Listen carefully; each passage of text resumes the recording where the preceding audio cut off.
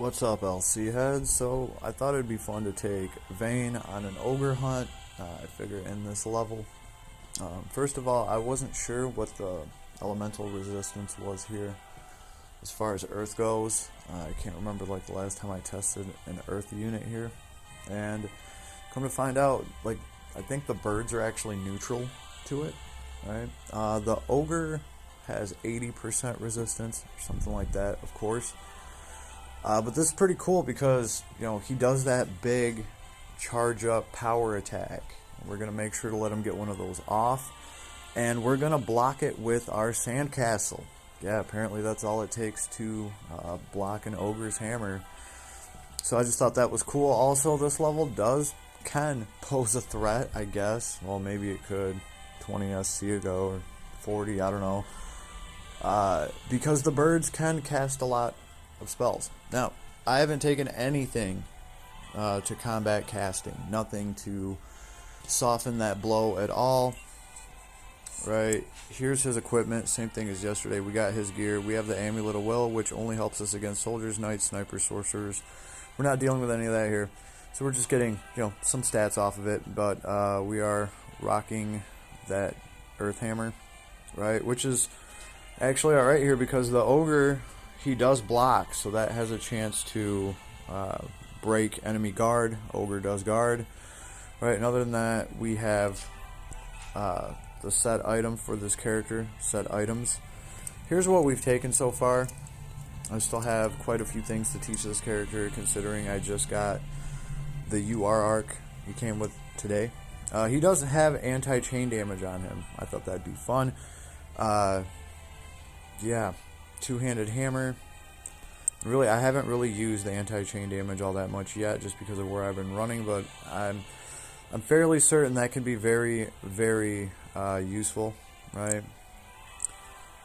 Let's see, we have Earth Attack Rise down here. That's pretty much all we're really paying a lot for.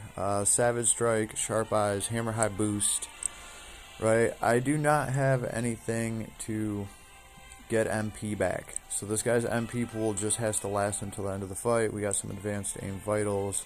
Power counter probably is not going to get used because our special has to get full, and then we get strength 30%.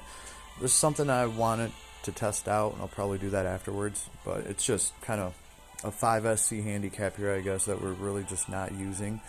But I'd like to see how freakishly high his attack is, because like I was saying in my other vid about this guy, as far as his special goes, we might just want to activate it and leave it, just to get a bunch of buffs off of it. We'll have to see how that goes. There is a new buff that is dependent on your special going off that has just been added with the new UR arc, and I just got that thing, so we're going to be able to look at that. That's going to give you, I believe, 30% more defense when your special is full, or something along the lines of that. I could be wrong, but I think that's what it is.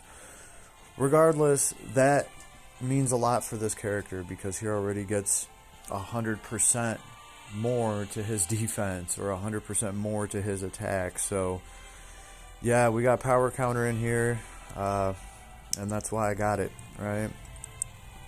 Skill 3 boost. Why wouldn't I take it? He gets a skill 3 pretty much every wave that he runs, right? He gets that little piece of apple pie if you have one of his paid gears. So if you're not really having to charge it all that much, depending on what you're doing, why not take a boost to it, right? The only downside to the boost is SCT recovery speed minus 10%.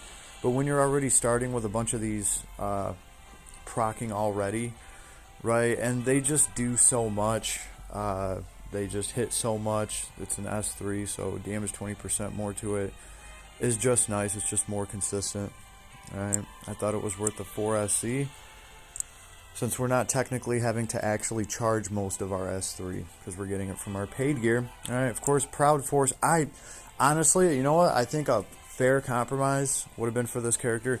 Take out that crap ability that has anything to do with aggro and, you know, stuff like that, and just swap that out with Proud Force. Let him get Proud Force for free is all I'm saying. Instead of that slop, at least he could use the Proud Force.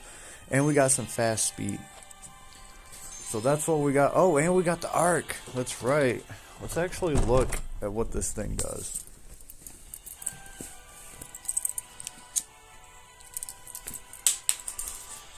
might as well lead with that. Well, we have a charisma. I got a feeling this will be over quick anyway.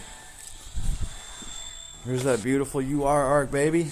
Here's the original, the OG Sandmaster.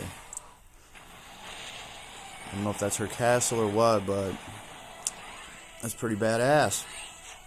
So, let's look at her stats real quick. How are we doing? We're at 4796 defense and 3070 strength. Beautiful. Beautiful. Just do some basic attacks, no big deal. I don't really see them hurting us. The magic's doing like 100 damage. They're not really flinching us or moving us around with their little charge attacks.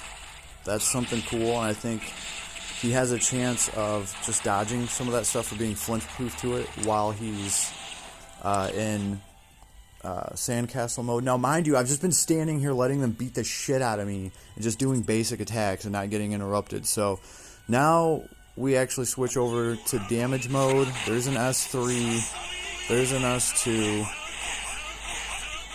I think really what this guy is, one of his strong suits is, look at that, just how fast he can dump his kit. Just over and over and over and over. He can be interrupted, but then again, he doesn't actually have to stand in front of the enemy. Like, you can run away and use some tactics like that. Actually, we should have just let him hit us.